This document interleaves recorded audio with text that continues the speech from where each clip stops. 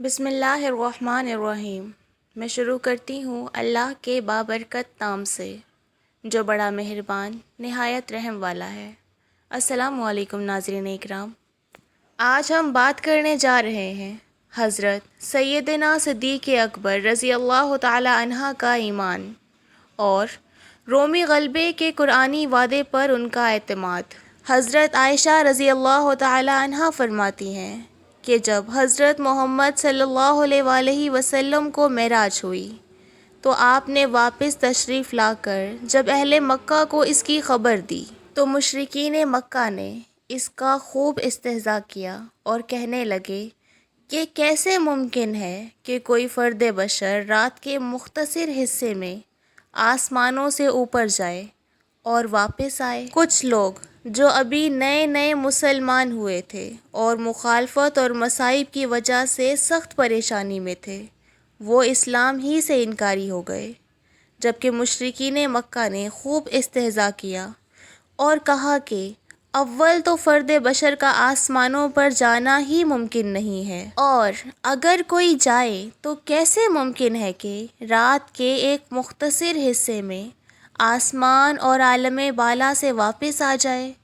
مشرکین کا پروپیگنڈا اس قدر سخت تھا کہ کچھ کمزور مسلمان جو مخالفت اور مصائب سے سخت پریشان تھے الٹے پاؤں پھر گئے۔ پھر مشرکین بھاگم بھاگ سیدنا ابو بکر صدیق رضی اللہ تعالی عنہ کے پاس آئے اور کہا، کیا تجھے اپنے دوست کے بارے میں معلوم ہے کہ وہ دعویٰ کر رہا ہے کہ وہ رات ہی رات میں بیت المقدس سے ہو کر آئے ہیں؟ حضرت ابو بکر رضی اللہ تعالی عنہ نے فرمایا، انہوں نے واقعی یہ بات کہی ہے؟ تو لوگوں نے کہا، ہاں واقعی ہی کہی ہے۔ اس پر حضرت صدیق اکبر رضی اللہ تعالی عنہ نے فرمایا، اگر تو انہوں نے یہ بات کہی ہے تو پھر انہوں نے سچ کہا ہے۔ لوگوں نے پھر پوچھا، کیا آپ تصدیق کرتے ہیں کہ وہ رات کو بیت المقدس گئے اور صبح سے پہلے واپس پہنچ گئے؟ حضرت صدیق اکبر رضی اللہ تعالی عنہ نے فرمایا، میں اس سے بھی زیادہ ناقابل یقین باتوں کی تصدیق کرتا ہوں، یعنی صبح و شام آسمان سے آنے والی خبروں کی تصدیق کرتا ہوں۔ اس واقعے کے بعد آپ کو صدیق کا خطاب دیا گیا۔ واللہ قربان، دیکھیے کس قدر مضبوط ایمان ہے کہ جیسے ہی سنا کہ رحمت دو عالم کا معراج کا دعویٰ ہے تو فوراً تصدیق کر دی تھی اور مشرکین کے استہزاء کی بھی پرواہ نہ کی۔ یہی ایمان ہے اور یہی نبی پر اعتماد ہے۔ ناظرین، اب میں بات کرتی ہوں صدیق اکبر کا رومی غلبے کے قرآنی وعدے پر اعتماد۔ ذرا تصور تو کیجئے، مکہ کی گلیوں میں مشرکین ہنس رہے ہیں، مسلمان کمزور ہیں، ہر طرف ظلم اور مشکلات ہیں، اور اسی دور میں قرآن ایک ایسی خبر دیتا ہے جو ظاہری حالت کے بالکل خلاف نظر آتی ہے۔ اہل فارس اور اہل روم کی باہمی جنگ ہوئی اور اہل فارس کے مسلسل حملوں سے اہل روم کی قوت ٹوٹ گئی اور رومیوں کو سخت شکست کا سامنا کرنا پڑا۔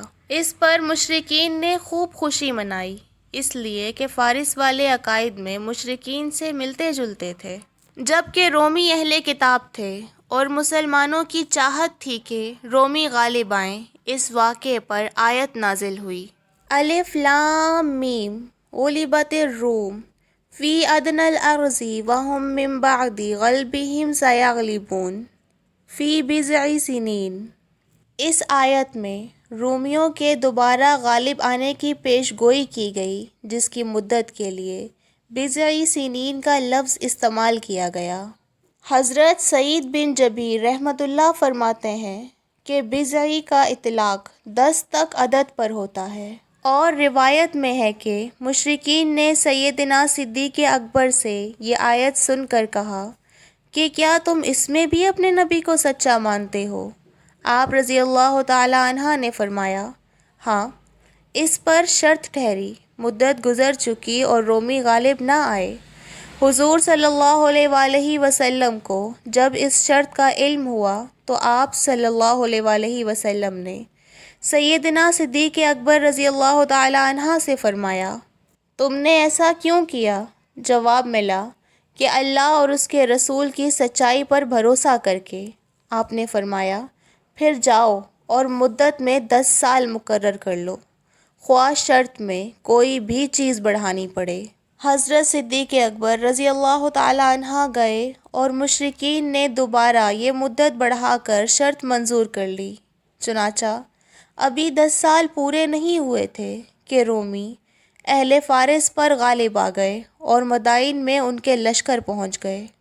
سیدنا صدیق اکبر رضی اللہ تعالی عنہ نے قریش سے شرط کا مال لیا اور نبی کے پاس آئے۔ آپ نے فرمایا اسے صدقہ کر دو۔ آپ ملاحظہ کیجئے سیدنا صدیق اکبر کا ایمان کہ جو قوت اور حکومت ٹکڑوں میں تقسیم ہو گئی ہے اور بالکل ٹوٹ پھوٹ کا شکار ہو چکی ہے، جس کے آئندہ غالب آنے کے امکانات ختم ہو چکے ہیں، اسی قوت کے بارے میں غلبے کی پیش گوئی پر پورا اعتماد رکھتے ہیں۔